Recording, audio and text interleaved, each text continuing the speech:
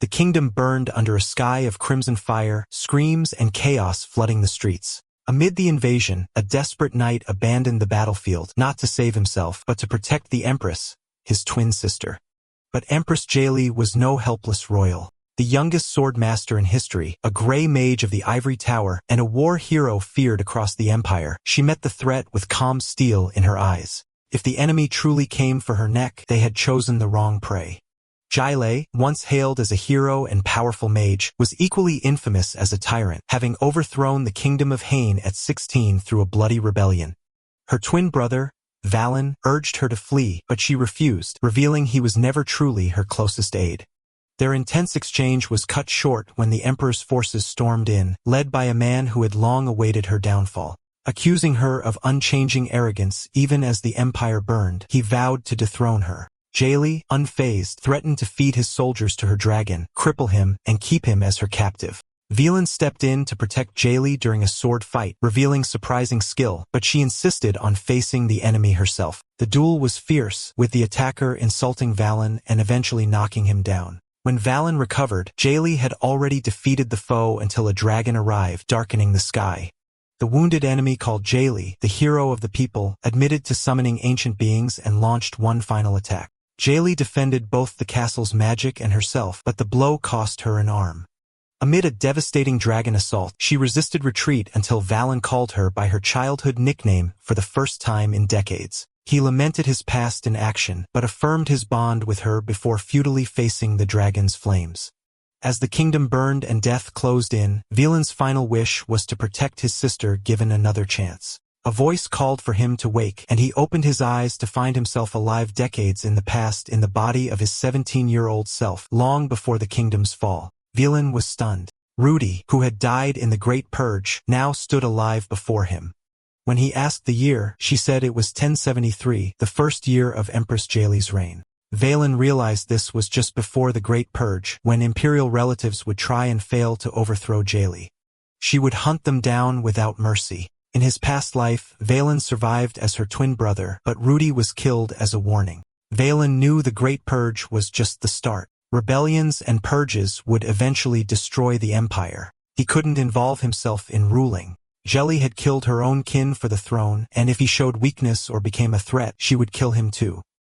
He had to appear uninterested in power while secretly stopping her tyranny from ruining the empire. The answer came to him. He had done this before. In his past life, he lived as a scoundrel away from imperial politics, vowing never to return, but now he had no choice. The Great Purge would begin today, and Valen had no time to waste. He tossed books to the floor, startling Rudy, then grabbed a wine bottle and spat it out in disgust. That's when he realized he needed to find the traitor's letters. Valen quickly found the letters and threw them into the fire. His half-brother stormed in demanding answers, but Valen simply called him dear half-brother and questioned his uninvited arrival. Valen lounged on the sofa with a wine bottle as his half-brother accused him of betrayal and destroying the letters. Calling him a traitor for sharing the emperor's blood, they drew their weapons and sentenced him to death. Night stormed in capturing the rebels. Valen suddenly smashed a wine bottle over his brother's head, leaving the room in stunned silence. Valen mocked the rebels, making them panic and flee. The knights, realizing he wasn't with him, told him to return to the palace and avoid magic or sword training for his safety. Valen dismissed them, demanding better wine instead. The knights saluted and took his half-brothers away, and he kicked one as they passed. He breathed a sigh of relief, knowing a moment's delay could have caused disaster. Rudy crawled out from under the table in tears, asking if he was hurt. He assured her he was fine and apologized for scaring her. She sensed his odd behavior, but chose not to question it. He thanked her loyalty and hurried off to the imperial wine cellar. Vela knew his actions were reckless, maybe even foolish, but in this moment they were necessary. One last task remained before the Great Purge began. Velen moved quietly through the empty corridor, his footsteps echoing faintly against the stone floor. The silence was unsettling, and he wondered why there was no one in sight. His unease grew as he approached the Empress's winery, pushing open the heavy door and stepping inside. The place was unusually dark, shadows stretching across the walls. Without warning, something leaped at him from the gloom. Valen instinctively stepped back, narrowly avoiding the attack. His eyes adjusted and recognition struck him. It was one of the undead hunting dogs that Yahello had personally created. The beast's glowing eyes locked on him, and he realized the danger he was in. The thought crossed his mind. Could he use magic in this young, untrained body? He had never tested it before. He glanced quickly at his hands, uncertain but desperate. The dog let out a deep threatening growl and lunged forward again. In the next instant, Valen summoned every ounce of willpower and cast flickering blooming flame. A fierce beam of fire shot forth, striking the beast squarely. The dog howled in pain, its body igniting in roaring flames. The acrid stench of burning fur filled the room. Without waiting to see if it would rise again, Valen turned and sprinted toward the far door. When he reached it, he paused to check his surroundings. No one had seen him use magic, a crucial relief. If word got out, his position would be in jeopardy. He slipped inside another chamber and found himself surrounded by rows of newly stored wine bottles neatly arranged. There, standing with a small bottle in hand, was a maid. Valen recognized her instantly. In his previous life, his very maid had been involved in a failed assassination attempt on the Empress. She at once served the young princess, but turned against the crown after her master's capture. She had poisoned the Empress's wine, hoping for revenge. When the plan failed, Yahello and her fury had sent the princess' body back to her family, ensuring their hatred for the throne. That single act had ruined any possibility of peace with their powerful noble house. Valen knew he could not allow history to repeat itself. He stepped out from the shadows and told the maid to stop. She flinched at his sudden appearance, her grip tightening on the bottle. He asked her to set it down, but she refused, her voice cold, declaring she served only one master. With a sigh, Valen said that was unfortunate, then suddenly raised his voice, shouting for guards and claiming there was an intruder in the wine cellar. The maid's eyes widened in shock before she lunged at him with a knife. Valen reacted without hesitation, casting sharp, piercing flames. The fiery magic struck her, knocking her to the ground, injured. Just then, the knights burst in, weapons drawn. They ordered her to surrender, and Valen strode past without a backward glance. The following day, Empress Yahello presided over court. She gazed at the maid with disdain, remarking on her audacity to sneak into the wine cellar in an attempt to poison her. The young princess stepped forward, pleading for mercy. She explained that the maid had been with her since childhood, acting only out of loyalty. Yahello listened, but revealed she already knew.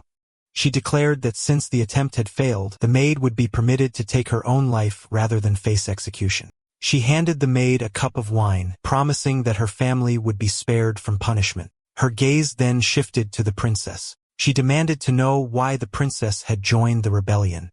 The princess confessed that her brother had become a sword expert at the age of 25, leading a failed rebellion the year before, which resulted in his execution. Before more could be said, a young boy stepped forward accusing Valen of also receiving rebel letters. Valen cursed inwardly. This accusation might be enough to draw dangerous attention. He quickly turned to Yahello denying the claim, mocking the boy. He pointed out that he was the same coward who had fainted after being struck with a wine bottle. The boy shouted back, calling Valen a liar. Yahello raised her hand for silence. She commanded everyone present to drink from the wine cups before them. One by one, they obeyed. Moments later, the boy collapsed, dead from poison. Valen exhaled in relief. It seemed Yahello was prepared to let the matter pass. But then her eyes fixed on him, sharp and probing. She asked why he had been in her wine cellar in the first place, and how he had known an assassination attempt would occur. Valen froze where he stood, his thoughts racing. He had been caught. Then suddenly, Valen said he had been trying to steal a bottle of wine for himself. The statement sent a ripple of shock through the court. Every head turned toward him, and whispers broke out. Some muttered that he must have gone insane, that he had chosen to dig his own grave in front of the Empress. Empress Yahello narrowed her sharp eyes at him. "You dare to steal my wine?" she asked, her tone cold and testing. Valen bowed slightly, wearing an expression of contrition. He apologized, explaining that after being forced to drink only her cooking wine for so long, he could no longer resist the aroma of her finest bottles. He added that because of his attempted theft, the true poisoner had been caught, and perhaps that alone was worth her forgiveness this time. For a moment, the court held its breath. Then Yahello laughed, a low, mused sound. She said he was audacious and had clearly lost all fear of her. Yet she admitted that the one who had saved her life should not be punished. She announced his pardon. Valen thanked her respectfully, hiding his relief. Inside, he thought to himself that his plan had worked exactly as intended, but Yahello was not finished. She remarked that she had heard troubling reports from her maids and knights, that he had burned his letters, discarded all his books, and thrown away his sword. She advised him not to try reclaiming those things again. Valen remained silent. Yahello ended the court session, saying she was tired, and the hall immediately filled with murmurs and whispers. He guessed that most people now believe he had lost his mind entirely. That suited him well. In truth, he only needed one person to see him as harmless, Empress Yahello herself. Later that day at the Platinum Knights training grounds, the sun bore down on the armored men running laps. The commander barked orders, shouting at them to run faster. One knight gasped that he was out of mana, but the commander simply told him to keep going till he collapsed. Meanwhile, Valen sat comfortably on the sidelines, sipping wine while Rudy poured for him. He observed Yahello's merciless training style, pushing knights to their limits, while he lounged without breaking a sweat. Yahello walked among the exhausted knights, scolding them for being weak and demanding more effort. As the training continued, a knight approached Valen. He remarked that Valen looked like he had drunk too much. Valen replied coolly that he wasn't drunk at all, and considered it a fine opportunity to be provoked. The knight smirked and taunted him, saying he was surprised Valen had survived even after raiding the Empress's wine cellar. He called him a drunkard and a scoundrel.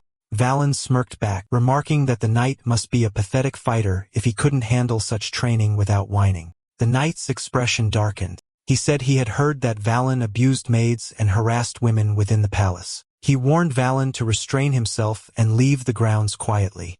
Rather than be offended, Valen decided to turn the dirty rumors to his own advantage. He casually asked the knight whether he had a younger or older sister. The knight stiffened in surprise and demanded to know why. Valen answered with deliberate provocation, saying he preferred women like the knight himself. The knight's face flushed red with humiliation. He shouted that he would teach Valen the meaning of shame and raised his weapon to strike. Before confrontation could escalate, another knight entered the area, his voice commanding them to stop. Valen turned to greet impolitely as Sir Bono, but in truth, he recognized this man as Dame Tensha. In Valen's previous life, Tensha had been falsely accused and exiled, later becoming the trusted right hand of the rebel prince.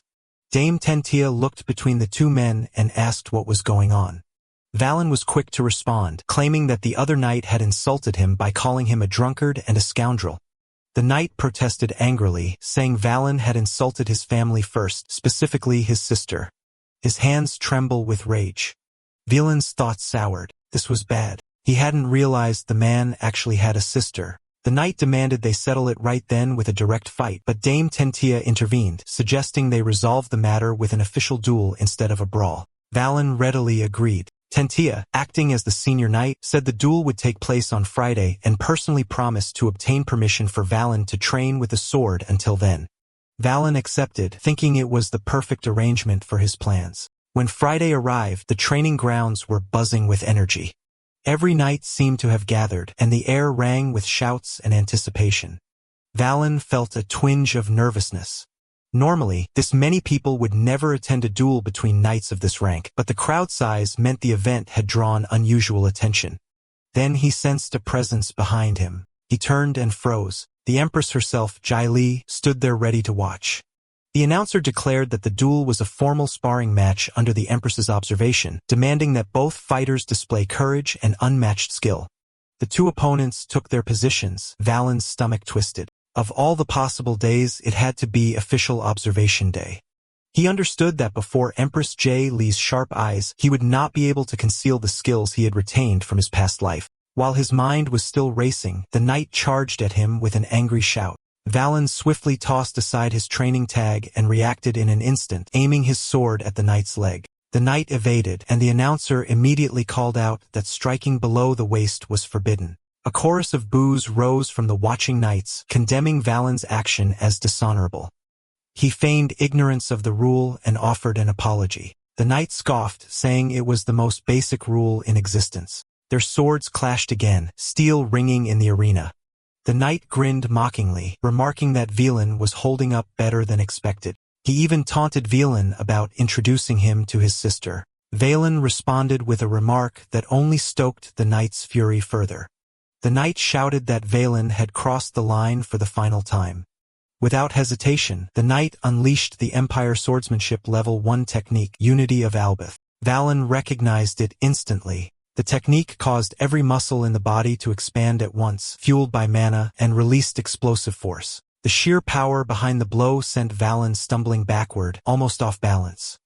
He realized the technique was a fearsome combination of mana infusion and physical enhancement. The knight came at him again, swift and relentless. Valen knew that failing to block this next attack would mean death. In that moment, he channeled mana to reinforce his own body and met the assault head-on. The sudden resistance shot the knight, and from the corner of his eye, Valen noticed the Empress observing with interest. The duel continued, Valen calm and collected, the knight seething with rage.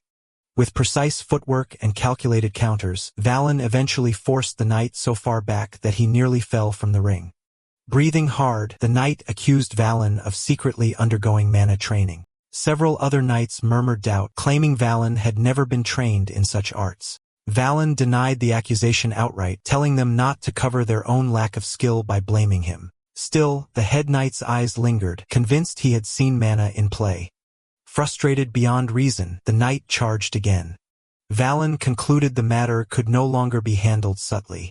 He hurled his sword toward the advancing opponent. The knight deflected it, but Valen closed the distance in a heartbeat and delivered a vicious kick between the legs. The knight screamed, crumpling to the ground in agony as the entire arena froze in stunned silence.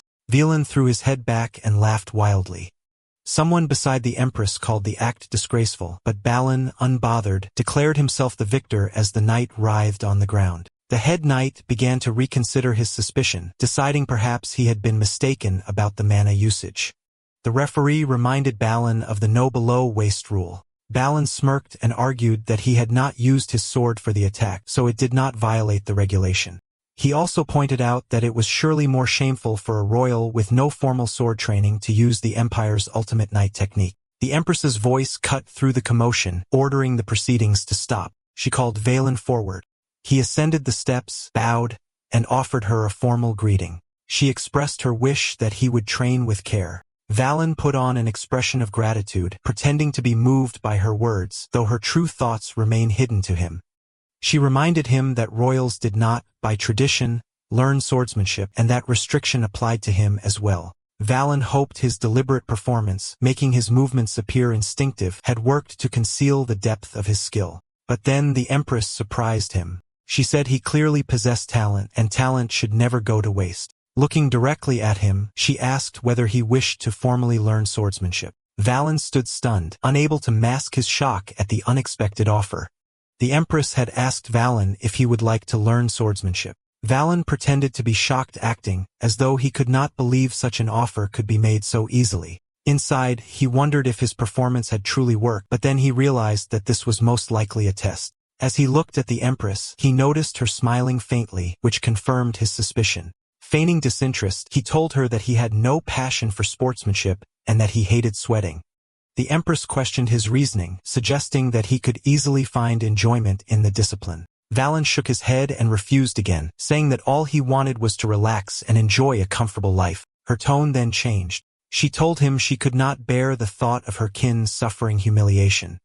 Without giving him the option to argue, she ordered someone to take Valen to the training grounds.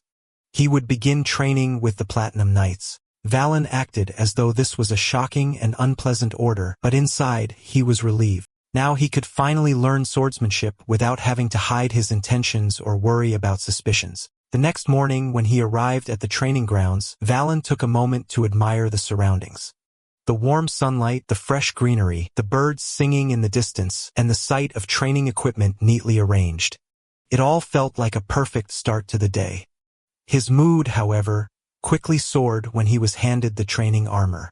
The moment he put it on, he realized it weighed 55 kilograms. He immediately cried out in disbelief, asking why he had been sent here.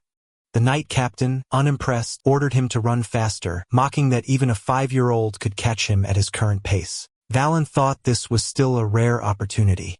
After all, this was where he could learn the Empire swordsmanship developed by Iris and Jay, and art feared across the continent.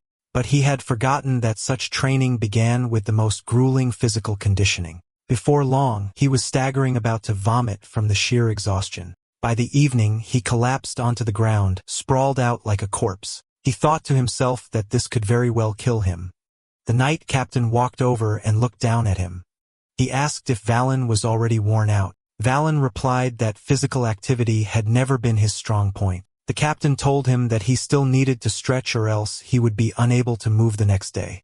Valen grumbled internally about his terrible luck. The knight captain began stretching beside him, showing him the proper movements. As Valen went through the motions, memories of his past life came flooding back. He remembered Tensha, how she had been falsely accused of a crime and exiled, only to later meet the rebel prince and become his trusted right hand. In the future, she had risen to become the Empire's 10th swordmaster. This time, Valen was determined to bring her to his side before that turning point occurred.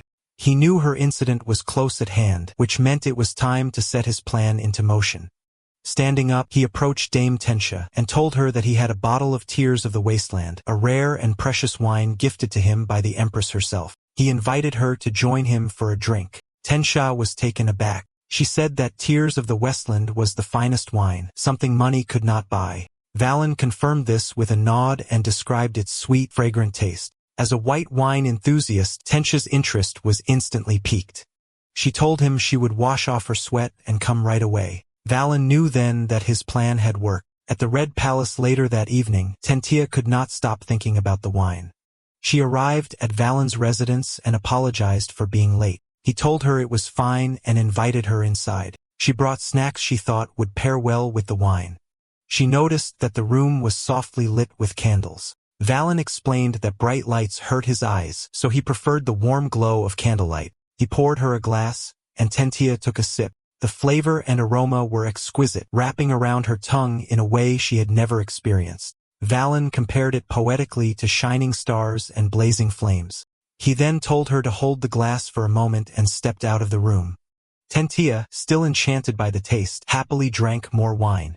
But then something made her freeze. The captain of the Black Iron Knights, Barbados, was standing there.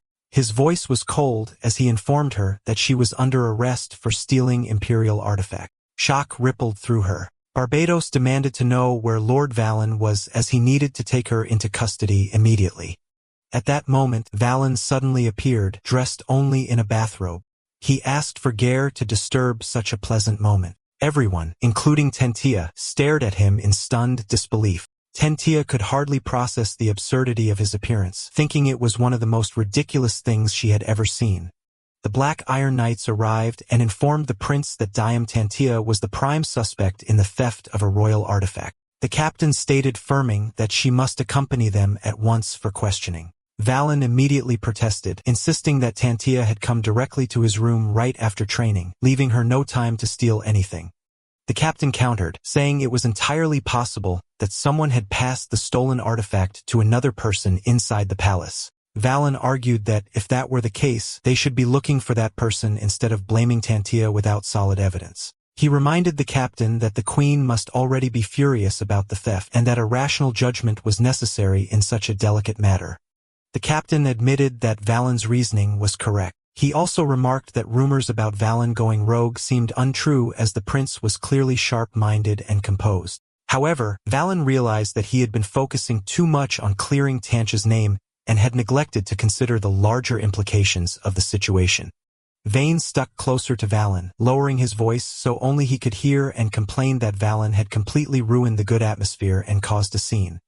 He said that he had worked hard to build rapport with Tentia, and now things have become unnecessarily complicated.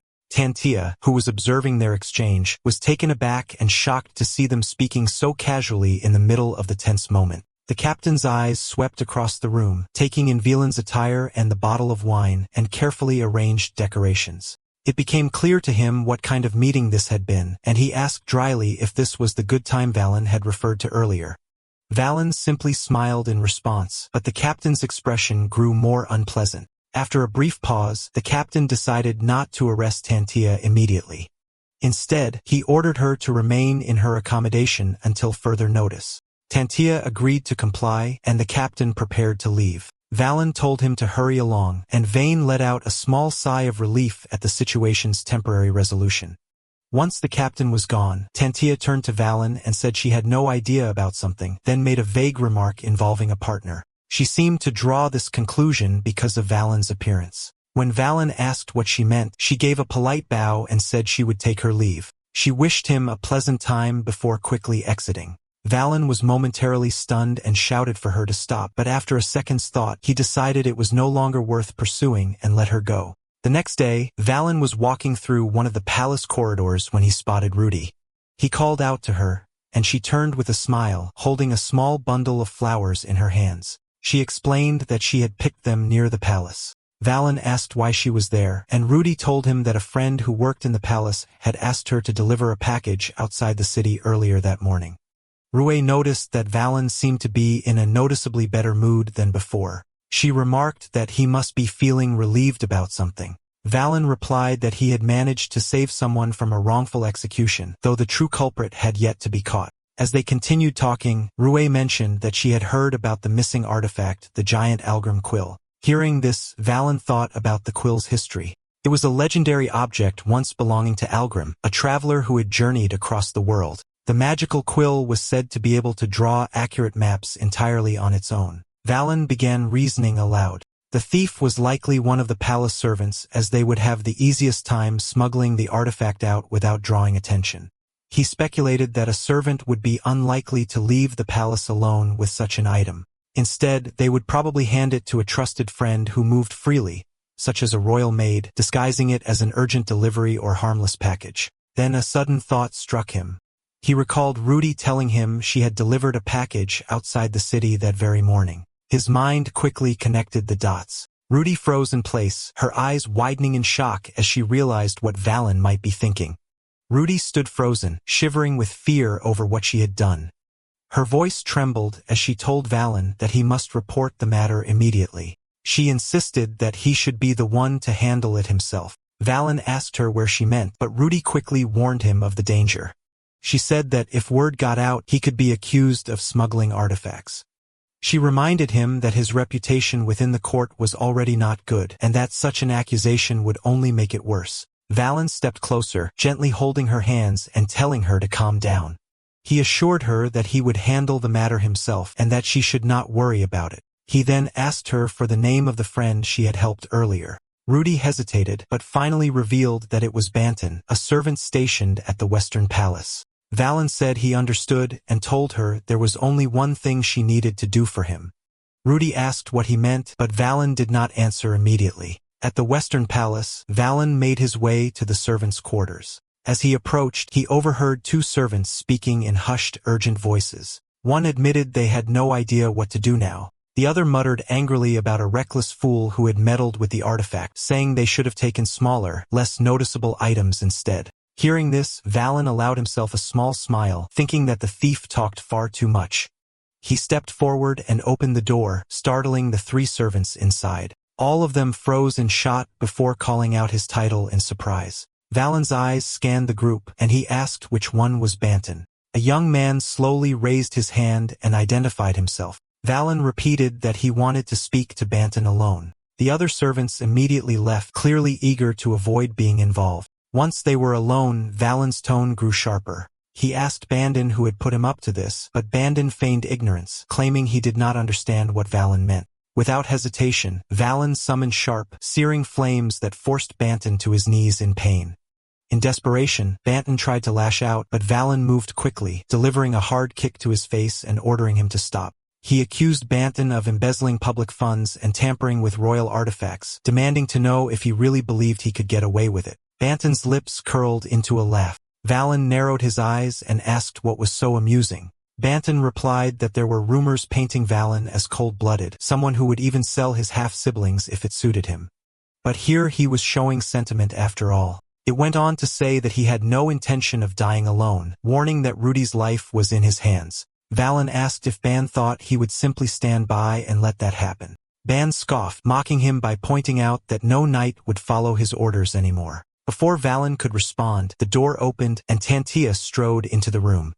She announced that she had heard the man who framed her was here. Banton's expression changed instantly, his confidence shaken. Valen told her that her timing was perfect and ordered her to take care of Banton. Tantia agreed without hesitation, stepping forward. Banton stammered, trying to beg for more time, but she silenced him with a cold command to be quiet before striking him with a brutal kick to the face. At that moment, Ruby entered the room.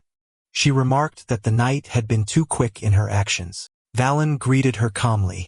Ruby bowed her head and apologized, saying she had caused trouble by not realizing that Banton was such a scoundrel. Valen told her firmly that it was not her fault. There were all kinds of scum in the world, he said, and Banton had approached her with bad intentions from the very beginning. She should not let it weigh on her heart. Even so, Ruby admitted that it still hurt. She had believed Banton to be a friend, and the betrayal cut deeply. Valen glanced out the window and saw the Black Iron Knights approaching. He told Ruby to head back first, and she agreed, leaving quickly. Valen then told Tantia that she could stop, but by then, Banton had already been beaten badly. She said it was still not enough and that she wanted to make him truly regret his actions.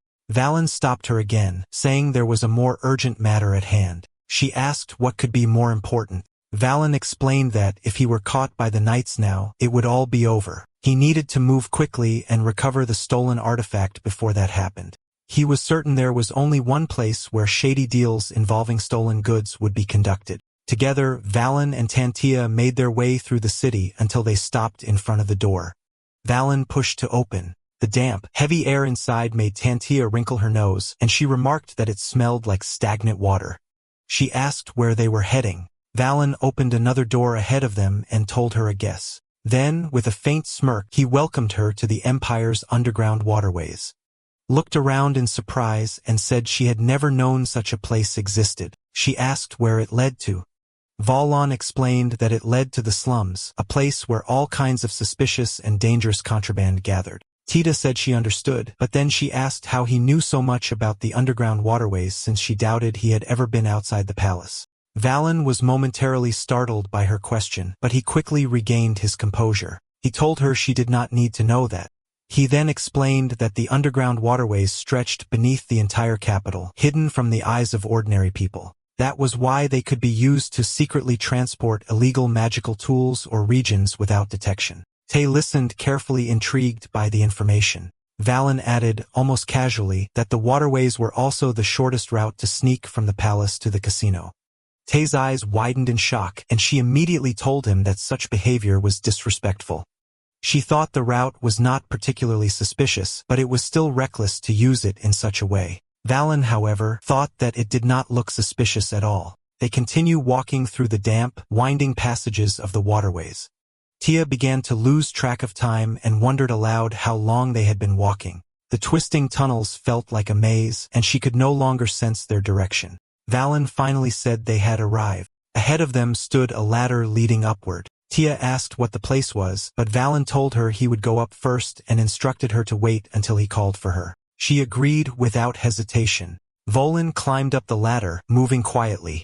As he reached the top, he paused, listening to the sounds above. From the noises, he guessed there were 3 people. He decided it would be an easy encounter. When he emerged from the opening, 3 people were indeed standing there. They turned to him and demanded to know who he was. Valen calmly drew his sword and asked if they truly wanted to know. In response, the 3 men brandished their knives. 2 of them lunged forward, but Valen's movements were swift and precise. In less than a second, both attackers fell, killed instantly.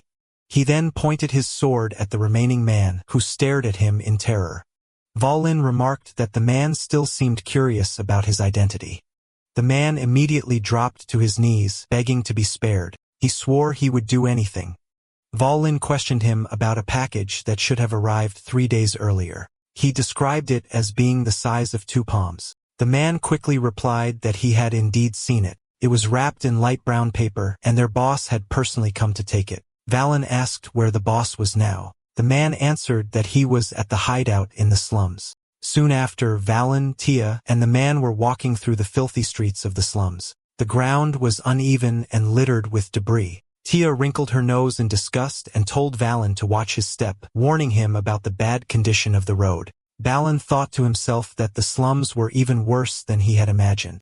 He felt a strong surge of anger and silently vowed that he would one day sweep this place away completely. Suddenly, the man leading them bumped into someone. The stranger scolded him, telling him to watch where he was going. The man quickly apologized. Balin also told him to be careful. Then the stranger looked at Balin, recognized him, and immediately bowed, addressing him as my lord before apologizing again. They eventually reached their destination.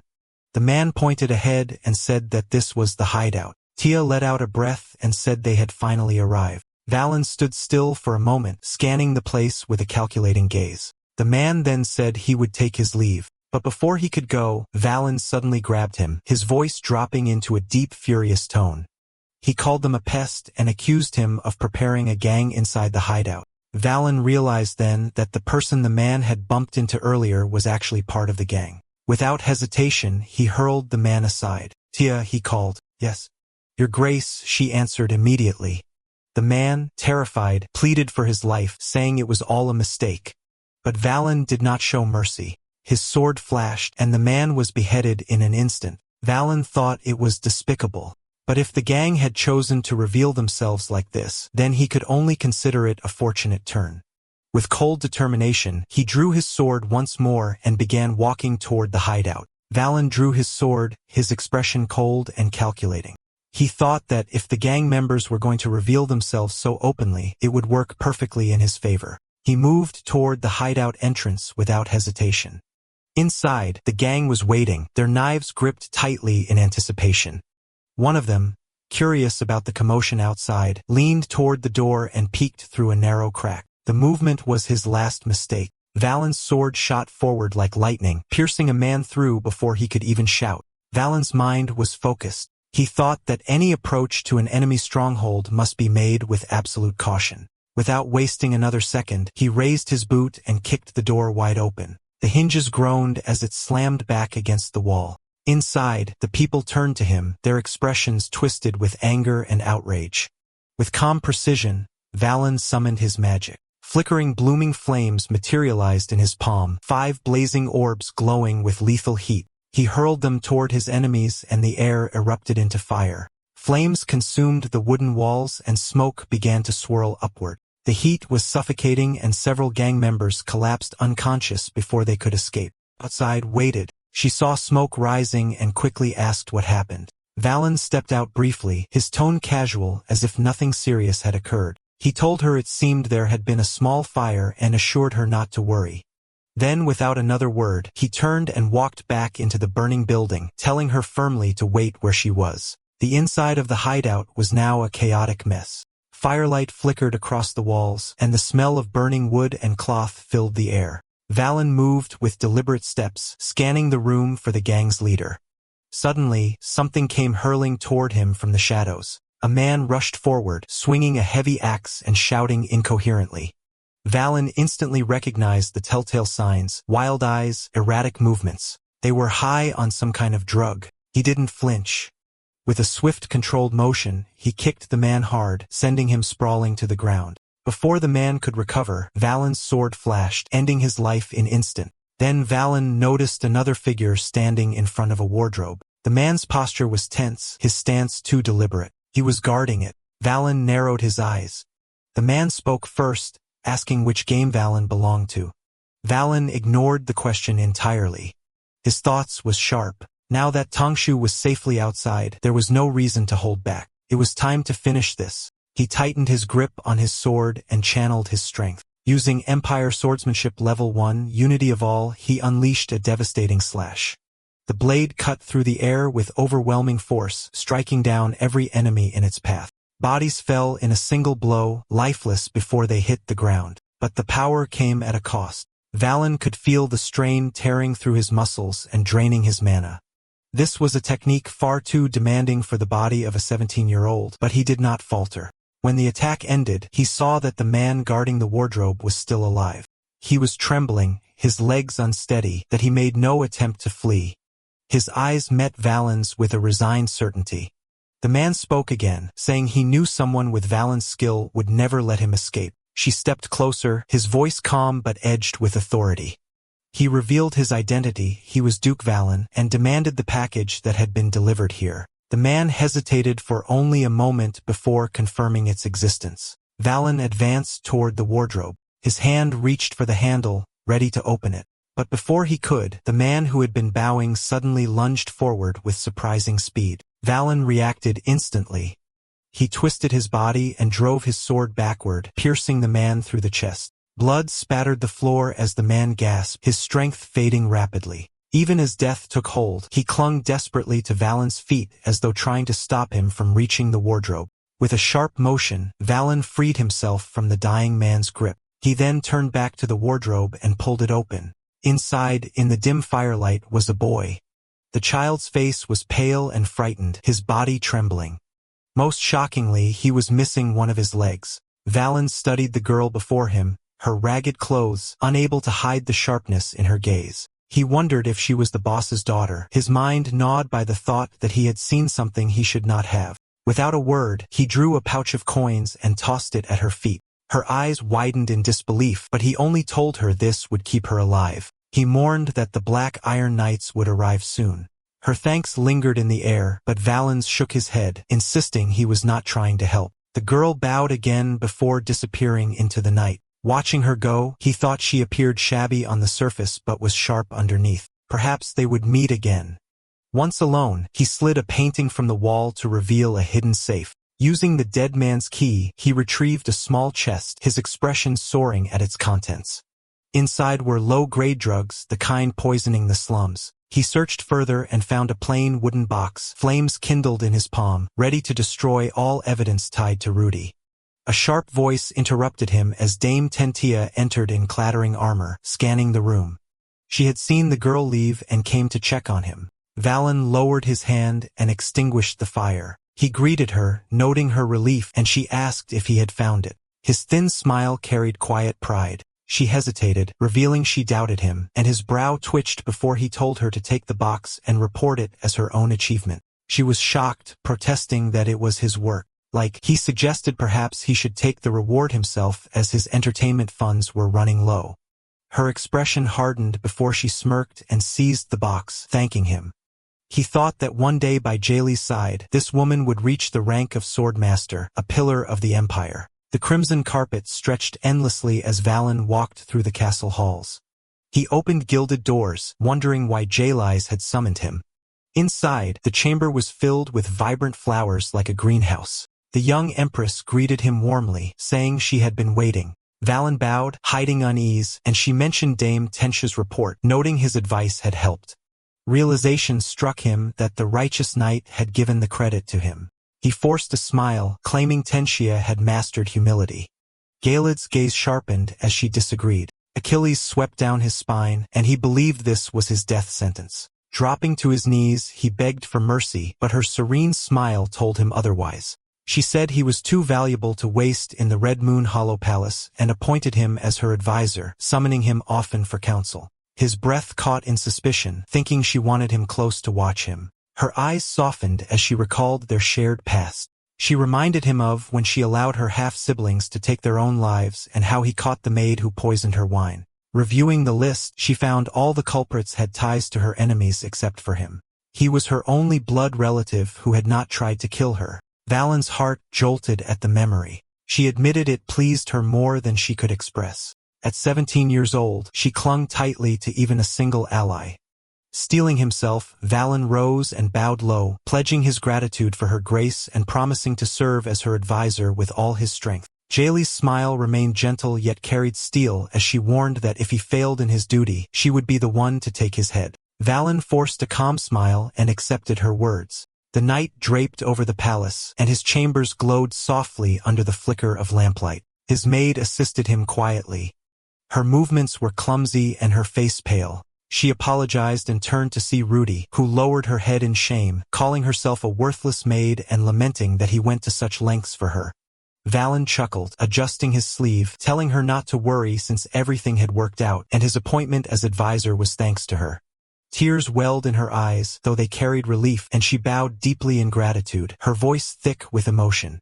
She hesitated before asking where he was going at such an hour. His smile turned slight, his eyes glinting with something sharper than simple mischief. He told her he was going to catch a mage. The intent in his voice carried both confidence and danger, as if the hunt ahead was more than a simple task.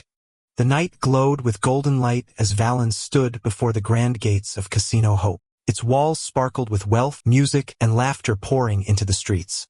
Adjusting his silver mask, he smiled faintly. So this was Hope. He entered the grand hall where smoke filled the air and greed hung heavy.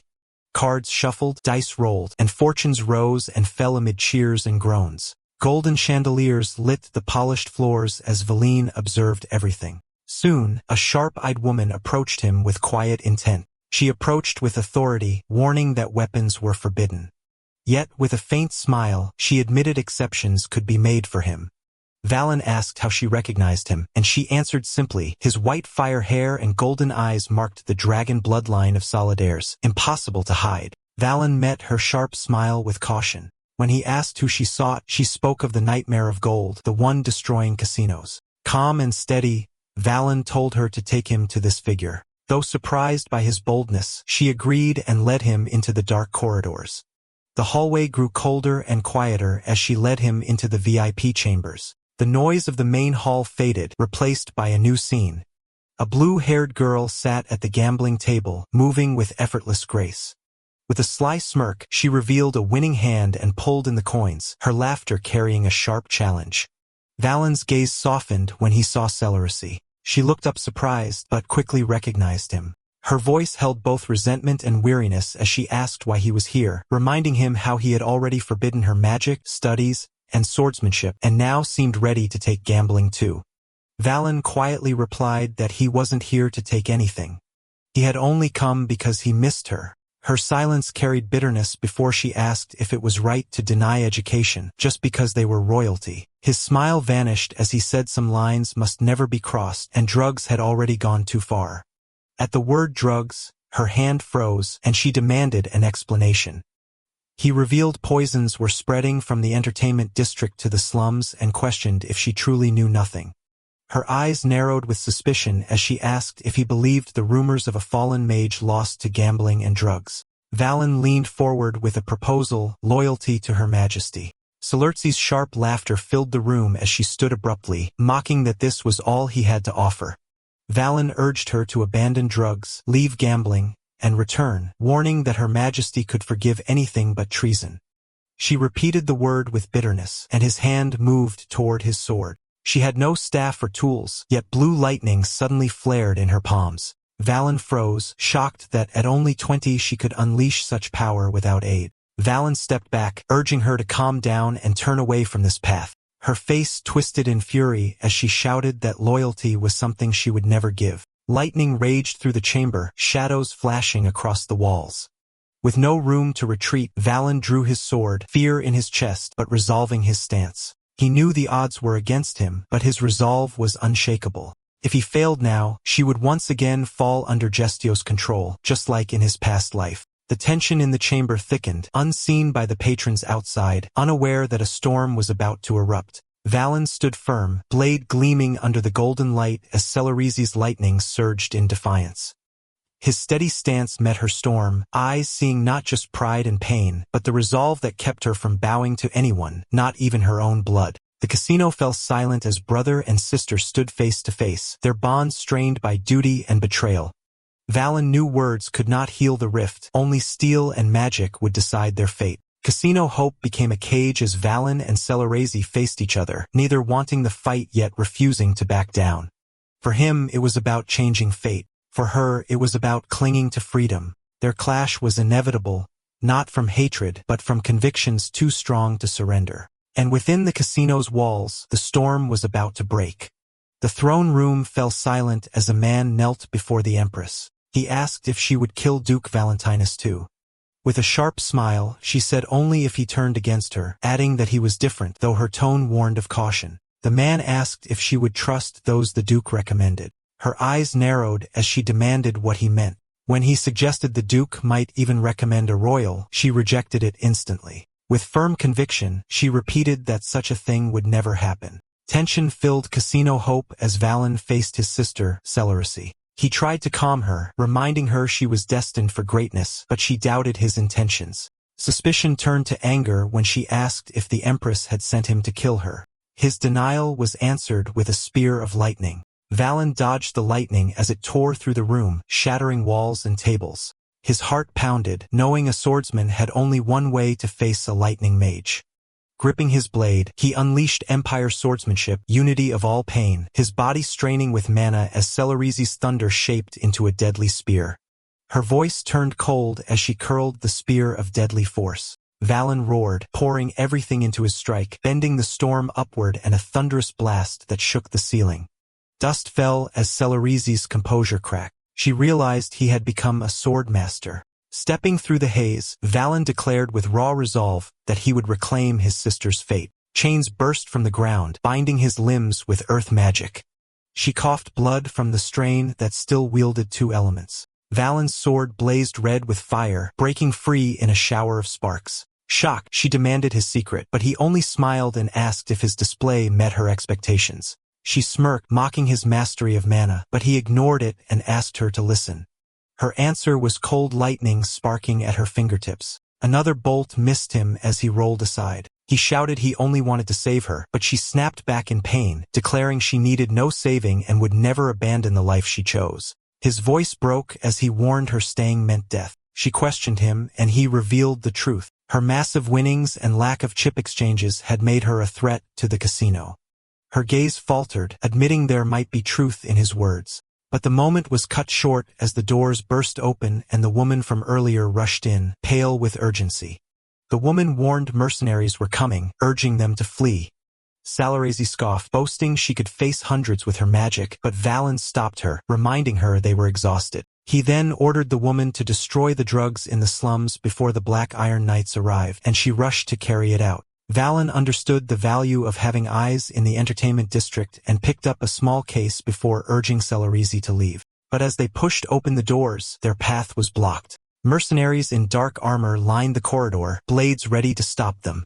The air was tense as Valen faced the mercenaries, noting their discipline. At his side, Celarizi's magic flickered, her exhaustion clear, but her resolve unshaken. The casino's lavish halls had turned into a battleground. With both siblings standing against enemies, they could not afford to lose to. The mercenary leader demanded their surrender, but Valen stood firm, ripping his sword as his sister's storm surged again. The mercenaries formed a wall before the exit, their weapons raised and their eyes locked on Celarizi with burning hatred. One of them barked out that she was a traitor, pointing toward the woman in the red mask who had guided them here. The atmosphere thickened. Every breath weighed down with the inevitability of bloodshed. Valen stepped forward, pushing Cellar as he behind him, both hands tightening around his swords. There were too many opponents to fight head-on, but his stance remained steady even as his heartbeat pounded in his ears. He risked a glance back, catching the fragile yet determined whisper from his sister as she asked if he could save her. Without hesitation, his voice rang with unshakable certainty, telling her that losing a mage of her skill would be a loss to the Empire. She closed her eyes, a faint smile touching her lips, then declared that she would bear the burden herself. Lightning began gathering in her palms, arts crackling sharply in the air as her body trembled from pulling mana deeper than safety allowed. She silently acknowledged that if she pushed herself to this extent, the cost would be hers alone to bear. Valen felt dread twist in his chest as he recognized her stance and the dangerous spell she was preparing. He tried to warn her, but his words were drowned out by the roaring surge of magic. Blood streaked from her eyes as she spoke with the weight of inevitable destruction, naming the coming spell. Panic rippled through the mercenaries as they realized she was casting high-tier magic, their formation breaking in fear. Some turned to flee while others froze, but the power she had summoned could no longer be contained. Valen lifted his swords in desperation, knowing it was already too late to stop her. The spear of thunder struck with devastating force, tearing through the mercenaries in a storm of blinding light and agonized screams. Cables splintered, walls cracked, and the casino shook under the violent blast. A stray arc lashed toward the red-masked woman, but Valen threw himself in its path, barely managing to block with his sword. The current burned deep into his arms as he forced it away. Then silence fell, broken bodies scattered across the floor, smoke rising from where they had stood moments before. Valen's breathing came ragged and heavy as he surveyed the destruction. The damage was immense, far beyond a simple skirmish. He turned toward his sister just in time to see her swaying, her strength spent beyond recovery. She collapsed, and he caught her gently, feeling the fragility of her weight. She asked softly if he would truly recommend her, if she could live proudly as a mage. His answer came instantly, promising that he would ensure it. Through pain, her eyes softened, and she murmured that such a path was how one should live. The setting shifted to the grand throne room, where Valen knelt beside his sister under the cold gaze of the Empress. She remarked that she had read his report thoroughly and questioned his intention to recommend a talent. Valen affirmed his decision with a steady voice, assuring her that the choice would please her. The Emperor's attention turned to Celarizi, confirming her name before recalling her reputation as a special admission at the Lightning Tower. She asked for more, and Celarizi explained she could cast lightning up to the 4th circle and earth up to the 3rd, all without incantations. The hall still at the revelation, the Empress herself momentarily surprised. Celarizi continued revealing she carried the blood of the Solitaras and, like the Empress, possessed a unique way of handling mana outside the common circle system. The Empress's gaze sharpened as she warned not to assume trust simply for sharing blood, though she admitted the connection was notable. Valen stepped forward, urging her to consider that nobles often shared traces of royal lineage, and that killing one would not resolve larger issues. He implored her to allow Celarizi the chance to prove loyalty. The Empress's expression hardened, the weight of her authority pressing down like a storm.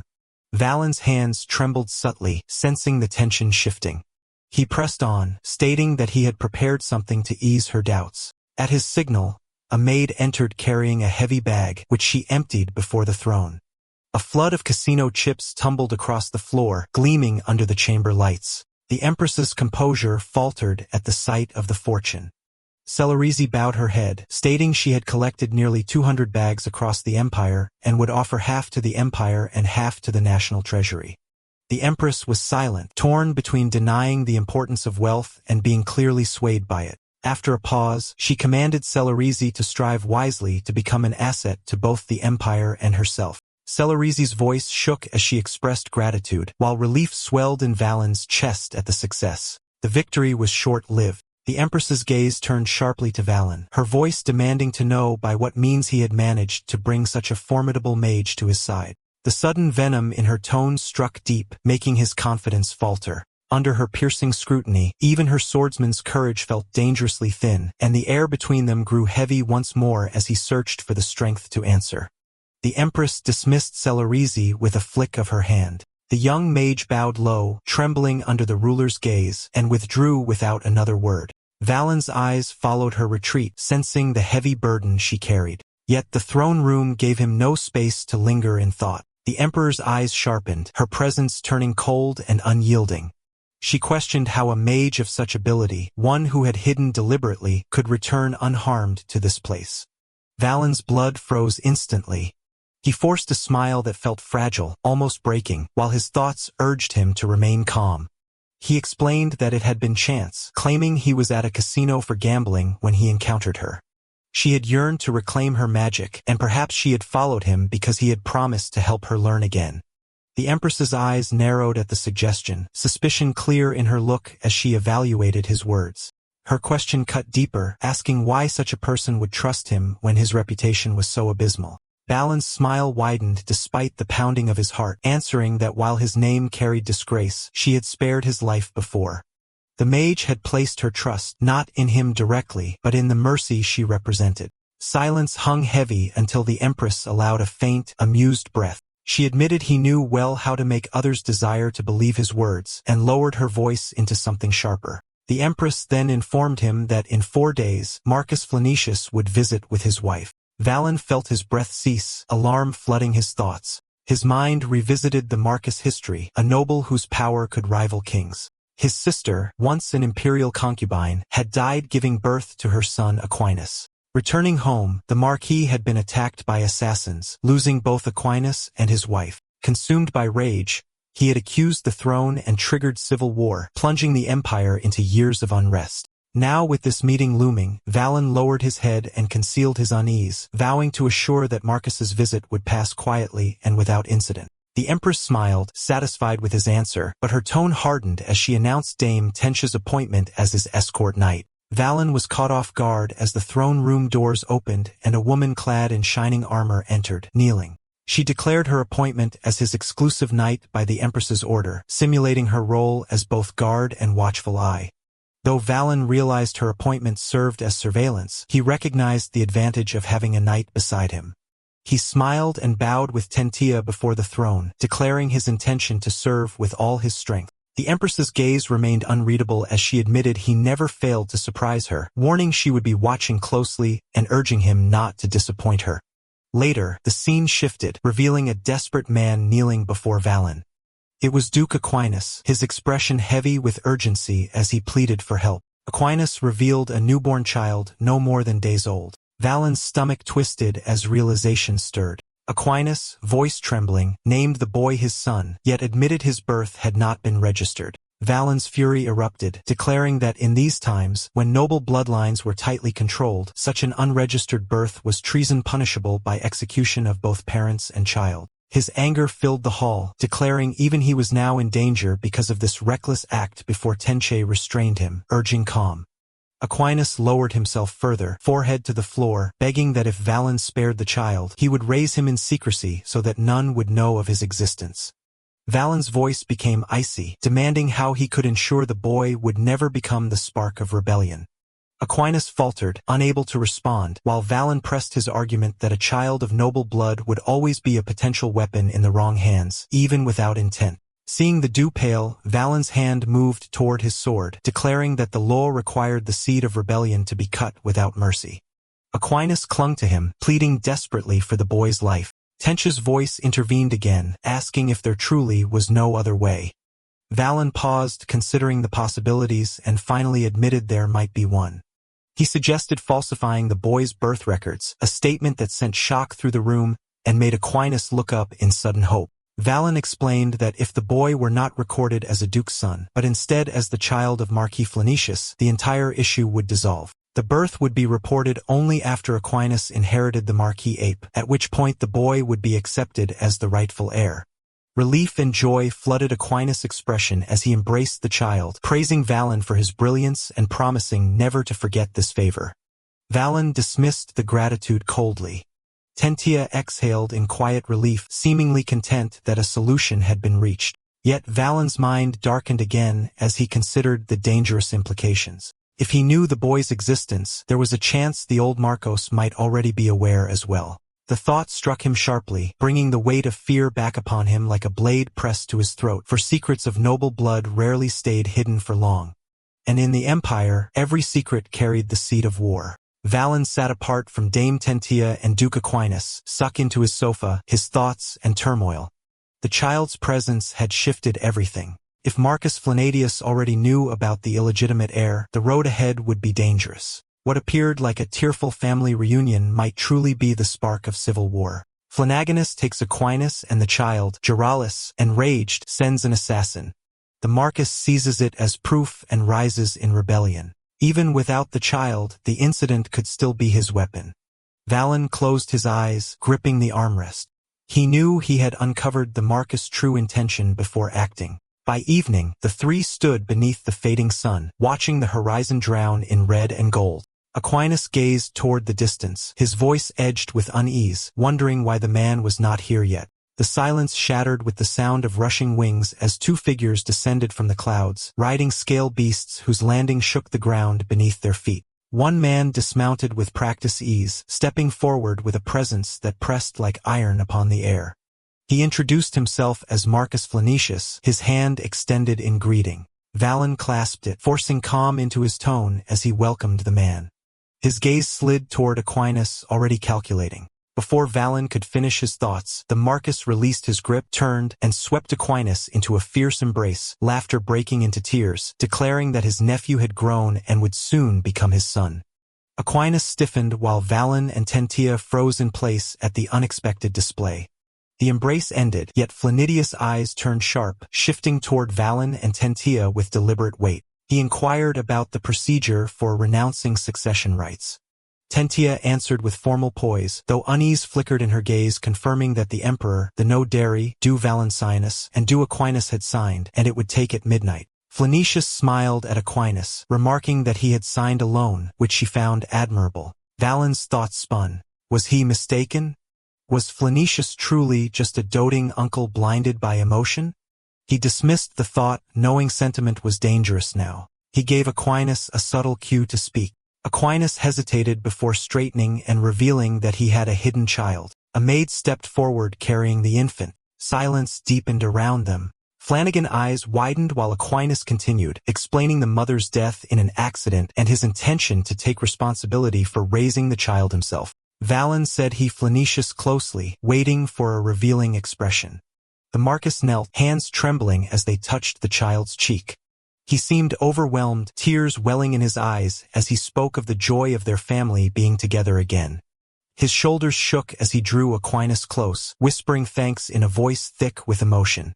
Aquinas' own eyes softened with relief. Valen's tension eased slightly, thinking perhaps he had misjudged the man. Perhaps he was only a grieving figure holding on to what remained of his family. Seeing opportunity, Valen stepped forward. He addressed Flanacius about the matter of the child's birth registration to be completed at the capital's church the next day, after which Flanacius should take both Aquinas and the child with him. Valen anticipated resistance due to imperial oversight, planning to persuade him step by step. Instead, Flanacius agreed easily, calling Her Majesty's concerns natural and acknowledging Valen's role as notary. He confirmed they would depart once the child was registered in the morning. Valen paused inwardly. Such easy agreement felt wrong, but Marcus asked to hold the child and Aquinas allowed it. Flanacius lifted the infant gently, smiling with apparent joy. Yet for an instant, a shadow crossed his lips, a curl that was too sharp, too knowing. Valen's breath caught. This was the man who had started a war in his past life. No matter how warm his expression, Valen vowed never to lower his guard. The danger beneath the smile was one he could never forget. Later, Valen escorted Flanacius and his men to lodgings prepared away from the palace. The building was modestly modern, though dust clung thickly to the corners and cobwebs stretched across neglected beams. Flanacius inspected the walls without complaint, speaking lightly. His soldiers, however, shifted uneasily, their hands twitching near weapons. Valen inclined his head and invited them to rest comfortably. Aquinas and Tentia followed his lead, bowing and parting. Valen turned toward the exit, intending to withdraw and let the Marquis settle for the evening. Just as his hand reached the door, a sound rose from the shadows beyond. It was not the creak of wood, but a grinding, unnatural scraping that vibrated up through the floor itself. Valen pushed the door wide, tension bracing every muscle. From the blackness, it emerged, a colossal centipede, its segmented body clad in glistening armor plates, each joint flexing with dreadful precision. Its many eyes burned red, carrying the promise of bloodshed, and its presence choked the air with the scent of war. The creature's roar was not a mere cry but a shattering force that shook the hall. Weapons rattled where they hung, and the vibration reverberated through the walls like a drumbeat of doom. In that moment, every gaze locked on the beast. Marquis Knight and Duke alike stood frozen, their bodies struck still by the sheer scale and terror of what confronted them. The fragile calm that had just been built shattered completely, replaced by the rising tide of chaos. The centipede's armored bulk advanced with deliberate steps, each impact resounding through the stone beneath their feet. Its eyes glowed hotter, like embers fanned by a sudden wind casting streaks of red across the walls. Valen's mind sharpened instantly, recalling too many moments in his past life when such sudden horrors have become the beginning of war. The gathered men and women understood instinctively that this was no ordinary creature, but a herald of conflict, a force capable of breaking their delicate political balance apart. Valen slammed the door shut, feeling the wood groan under immense pressure from outside. The hinges rattled violently as something massive shoved against it. His arms strained to hold the barrier, but the resistance was too great. With a final shattering crack, the frame splintered apart. A monstrous centipede burst through, armored plates glistening, and many eyes burning the hungry fire. Valen staggered back, blade half drawn. The creature writhed forward, its screech a grating sound that clawed at the mind like a command. Dame Tensha was already in motion, her sword flashing in the dim light as she stepped to Valen's side. Her stance was sharp and deliberate, ready to strike. Behind them, Marquis Flanacius moved toward the infant's basket. For a heartbeat, suspicion flared in Valen's mind. Could this be a staged attack to seal the child? But Flanacius placed himself before the infant, voice hard with protection. He warned that such a beast was unnatural, not belonging to this world. The centipede reared high, its mandibles clashing like blades, its voice almost shaping words to demand the child. Dame struck first, steel slicing across its carapace. Black ichors spilled, and from the wound erupted a rain of smaller centipedes scattering across the floor. They swarmed forward in relentless waves. Flanagan's blade moved with surprising precision, cutting through the tide. Chaos erupted in the hall as fighters scrambled to counter the endless, chittering assault from all directions at once. Dame cut down another and called over the noise, asking if Valen recognized the creature. His sword flashed as he replied sharply that it was not from Her Majesty who despised such filth. His eyes darted to Flanacius with cold suspicion, asking if he knew its origin.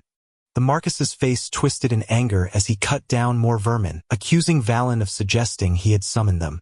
Words clashed alongside blades, tension rising beneath the din of battle. Valen's weapon pierced the lunging beast, his expression calm yet unreadable. He denied directly accusing the Marcus, but warned caution was necessary. In the same breath, a blade whistled past his neck, cleaving not him, but a creature behind him.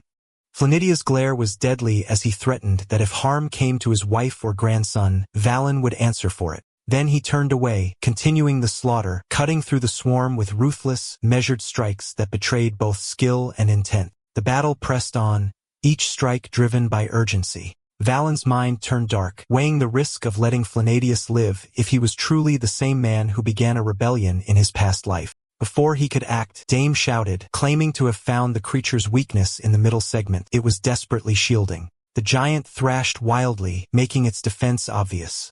Valen gave the order to draw its attention so the vulnerable spot could be exposed. Day moved without hesitation, slashing high to force the beast upward. The middle segment came into view and Valen charged. His blade came down the crushing force, shattering the chin in his armor. A roar of agony tore through the hall as the creature convulsed. The massive form collapsed, its death throes scattering dust and debris.